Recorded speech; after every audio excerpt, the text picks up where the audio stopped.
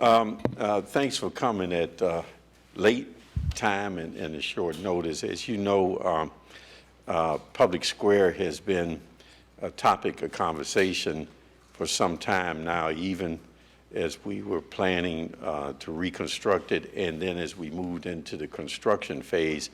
But it became more of a conversation, more intense after the ribbon cutting. And RTA and the City of Cleveland has been meeting for some period of time over this issue as to whether or not Superior Avenue would be open or closed to bus traffic or all traffic. And today we've agreed that in the best interest of Cleveland in particular, the people of Cleveland, but the general public, whether they are Cleveland residents or not, it would be best to keep Superior Avenue closed, and that we're going to be engaging with our operations people, our traffic engineering, our police commission, and their people to look at ways to mitigate any impact that that closure has on what do you call it downtown? The transit zone. The transit zone. And then we'll be doing whatever we can to mitigate the impact of keeping Superior closed on that traffic zone. Then we will come up with a strategy and plan and jointly seek concurrence with FTA in regards to that plan. Joe Calabrese from RTA will give you more of the detail of how this will work. Joe? Thank you, Mayor. Again, thanks for coming. As the Mayor said, we've been working cooperatively for the last several months to find the best plan to make Public Square all it could be for the people of Greater Cleveland and also enhance RTA. We certainly love Public Square. We think more people will come down to Public Square, and we hope they take RTA to get there. The concerns that we've heard about is what impact might that have on RTA about going around the square versus through the square. And I think the focus has been RTA not being on that 600 feet of Superior Avenue. What we're going to be looking at, again, the transit zone, as the Mayor mentioned, is really much bigger than that small stretch of Superior Avenue.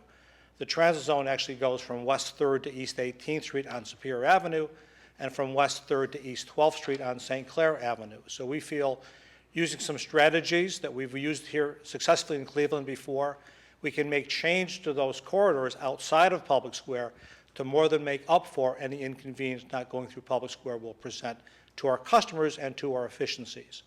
I think the best example of that is looking, on Euclid Avenue.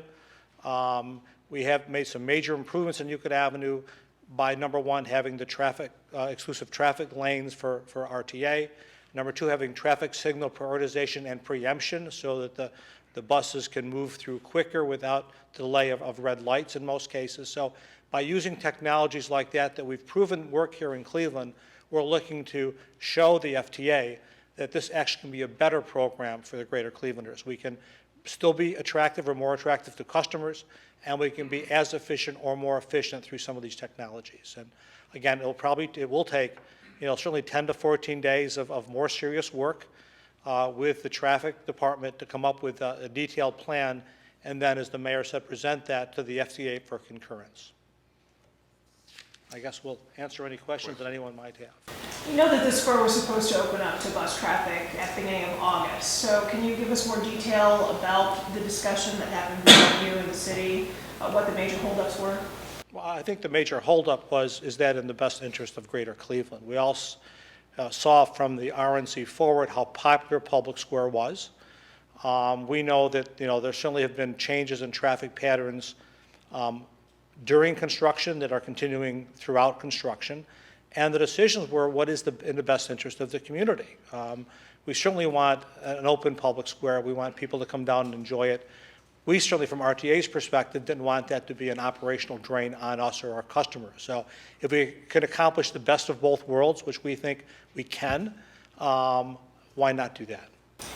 It's an estimate, but it's something like 18,000 bus pickups were happening in that location. Is that right? Well, every day about 30,000 customers take the trains to and from Tower City. About 40,000 customers take the buses, on and off the buses around Public Square. So it's certainly a major transit hub. Now, buses will still be going around Public Square. They'll still be stopping on Superior Avenue up to West Roadway and up to East Roadway. They just won't be going through that, again, roughly 600-foot center section of Superior Avenue. So right now, you think the second best option will be? Well, we think the best option would be to keep a public square that is unified and promote some efficiencies and realize some efficiencies for RTA through areas outside of that 600-foot section of Superior Avenue, to really not be any operational drain on RTA and no drain inconvenience for our customers. Creating those new efficiencies, as you say, new infrastructure, dedicated lanes, or different traffic lights, that's going to cost money.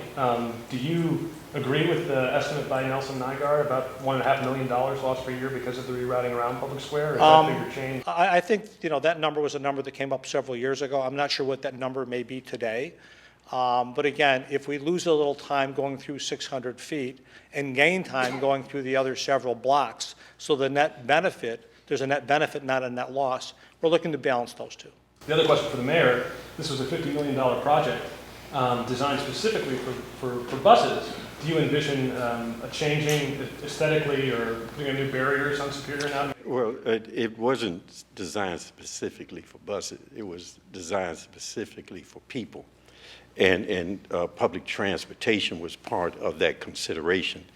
And yes, there would be, once we reach concurrence with FTA, there will be some capital needs to remove the street portion going through Public Square. So yes, there'll be a cost to that, yes. You're envisioning removing the street though entirely? Well, we're envisioning to first reach concurrence with the FTA, and once we've done that, then we will decide what that will look like, since there will not be a street there. What would you envision there if you had your druthers about how it would look there? What would you like it to look there once you do build the street? Well, again, we went through an envisioning plan as it is today, and I'm pretty sure that same thing will occur once we reach a concurrence with FTA. We'll look at that and see what is the best utilization of that space and how can we incorporate that into the whole square. So basically another planning process, Well, people would like to have input, yes. And one of the people have had input post ribbon cutting that has really driven us to this point, where people's input was, maybe it would be nice if there were no traffic on Public Square at all. And as you can see, it's a place where people go all day, even in the evening time.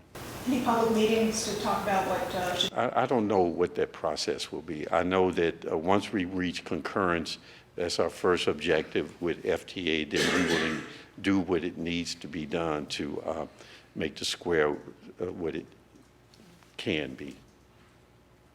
So what changed from the initial plans in which you were going to open, reopen the street to now?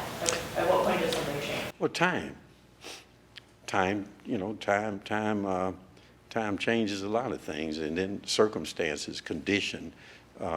As I said, there was always a conversation about keeping the Public Square as a unified square without any traffic going through it.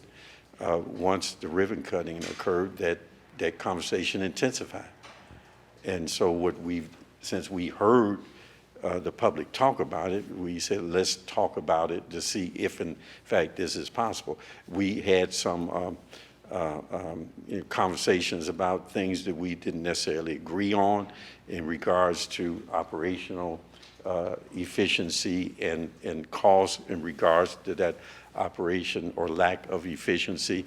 And so as we talked that through, we said, well, maybe we can mitigate this or address those concerns outside of Public Square with the transit zone that will allow us to reach the same end around eliminating whatever operational or financial problems there would be, but have what people seem to be wanting, which is a unified Public Square. So it was a process. There was no one thing. But in the beginning, I mean, it was made public that you had, that you preferred to leave the square closed, 2 buses. Right. So what do you say to people who might say that this was your plan all along? Well, everybody knows the conspiracy, don't they? And I'm pretty sure everybody will believe whatever they want to believe. It was not that.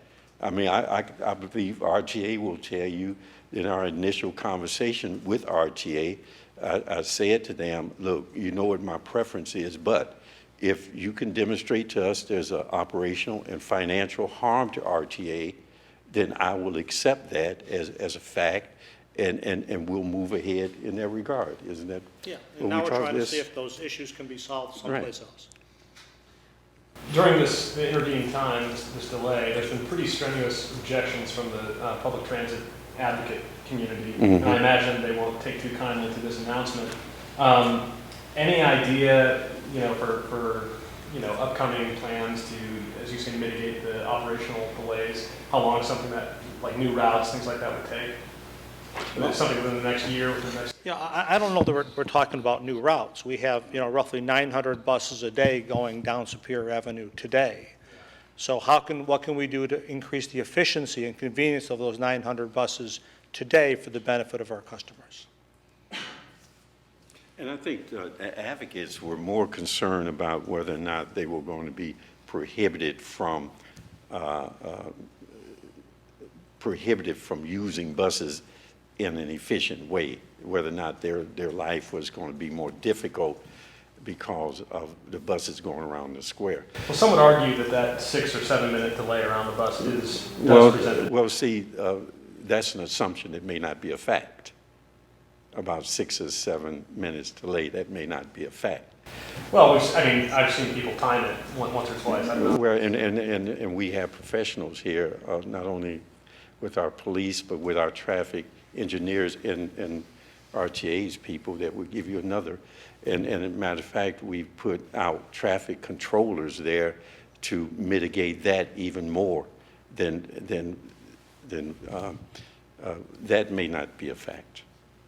Does this announcement have any impact on Winterfest that's coming up here in late November? No, I think even if we were agreeing that the Superior should be open, we would, I think we Yeah, would. the plan was always that Always. when we anticipated buses going through Superior, on a dozen days a year when those major events happen, it would be closed.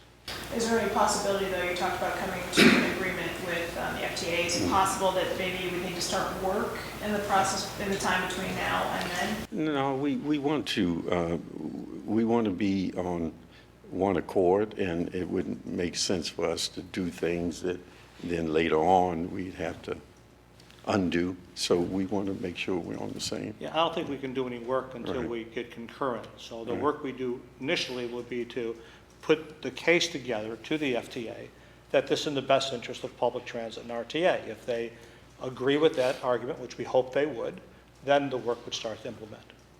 Assuming they don't agree, what happens then? Well, that becomes their choice. How do you envision the transit zones working? Well, I think as I mentioned, right now, on Superior Avenue, for example, there is the transit zone that's 24/7, but there's no traffic signal prioritization or priority on Superior Avenue. And we know, one of the biggest benefits to increase the speed and efficiency of a bus is to give it that signal prioritization. So as we work with traffic and do studies and do sampling, to say if we take these 13 intersections or 15 intersections and upgrade the technology, not just to the intersection but on the vehicles themselves, we will gain that efficiency. That will hopefully blow away any loss in efficiency by going around the square versus through the square. So it'll be a process. It'll be a study that we're agreeing to undertake immediately to come to a conclusion, again, and try then to get concurrence on that conclusion. Anything else? Are there routes, I don't know if you know this in advance, but are there routes that are going to be affected where riders might have a significant walk just to get to their stop? No. I think if anything, can only get better than it is today. What is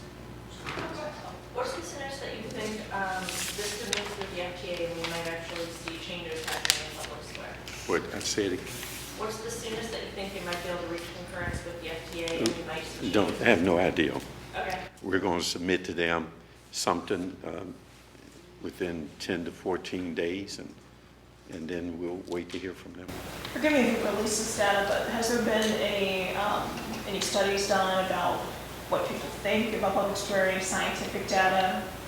About what people think? Right, have community members been polled about what they think about Public Square? Has that happened? Well, I don't know of any. I know that we receive phone calls, and whenever y'all do stories, there are responses to your stories, all of those kind of things. But have we polled people as to what they think? No. But as a general sentiment, as I said, since the ribbon cutting, in general, there are people who would like to see it unified, and then there are other people who question that as to whether or not there's operational efficiency around that. And if that's their major concern, then we're looking to address that. And if we address that, we don't see, they'll have a problem if we address that. The goal is hopefully to give them both the best of Right. both worlds. Okay? Thank you very much. Thank you much. Thank you. Mayor, thank you. Thank you. We concur that this was a joint effort between the RTA and the city. We've been working together, and there've been, people have asked, you've asked questions about what people thought, but we all take all those things into consideration, and plus the safety of the situation. Things have changed since we went into this FFT with the FTA, and we're very concerned about the safety, as we always are, with our citizenry, with our ridership, the people of this area. So that's one of the things that wasn't mentioned today, and that's one of the things that we will be putting in our reports back to you and emphasizing. If I might say, we have had an overwhelmingly positive reaction from people about just the beauty of the space, the green space. I don't know if you want to have one comment, about that, just, if you want to talk about that, at least the aesthetics of the space and its usability. People like it. There are people who like it. And the people who have concerns about the plan of keeping it closed are concerned about whether or not it's going to be efficient or cost RTA more money. But people like it. People just like a unified public square and the way it functions right now. And they like to keep it that way. And again, those who have concerns are not complaining about the aesthetics or enjoying the space. They're saying, we just don't want to be delayed on buses. We don't want to miss our connection. We don't want RTA to lose money. That's what we've jointly agreed on, to attempt to mitigate outside of Public Square. If we do that, I believe that's addressing those people's need. But no one is complained about enjoying the square. No one's complained about they don't like being it. No one's said that. Everybody likes it. Okay? The safety concerns that you raised? Well, the safety concerns are very clear to us. If it goes to the point around people enjoying the square and people get used to it, and now you introduce, so it would take some time for people to get adjusted to that new variable going through the square. We also have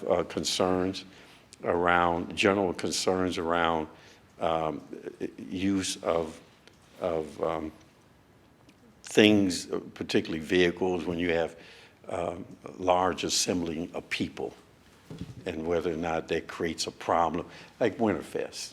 We will secure Winterfest. The traffic commissioner is there behind you, and he will deploy people in a way that will make sure people can come down and it will be safe. So there are a lot of variables around safety that you have to take into account. New world, new concerns. All right, thank you.